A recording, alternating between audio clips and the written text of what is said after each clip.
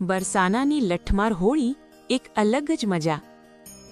બરસાના, રાધારાણીનું નગર, હોળીના સમયમાં એકદમ જુદા જ રંગમાં રંગાઈ જાય છે. લઠમાર હોળી અહીંની સૌથી મોટી ઓળખ છે.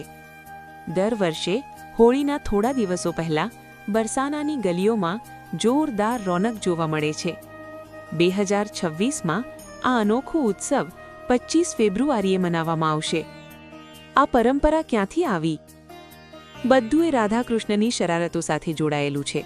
કહે છે કે એકવાર કૃષ્ણ પોતાના મિત્રો સાથે નંદગામથી બરસાના આવ્યા હતા. તેમનો ઈરાદો રાધા અને તેમની સખીઓ પર રંગ નાખવાનો હતો. પણ રાધાની સખીઓ પણ ઓછી નહોતી.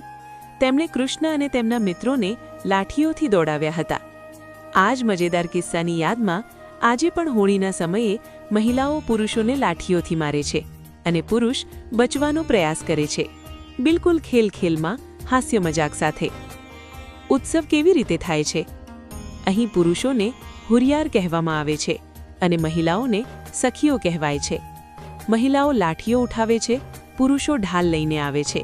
બંને વચ્ચે ખૂબ હાસ્ય મજાક, ગીતો અને રંગોની વરસાદ ચાલે છે.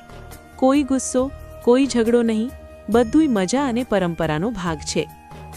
આજકાલની સ્થિતિ: હવે તો બરસાનાની લઠમાર હોળી જોવા માટે આખા દેશ વિદેશથી લોકો આવે છે.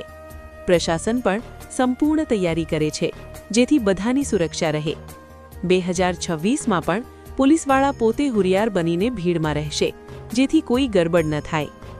જો તમે ક્યારેય લઠમાર હોળી જોઈ નથી તો માનો કે આ એકવાર જરૂર જોઈ શકાય તેવી પરંપરા છે.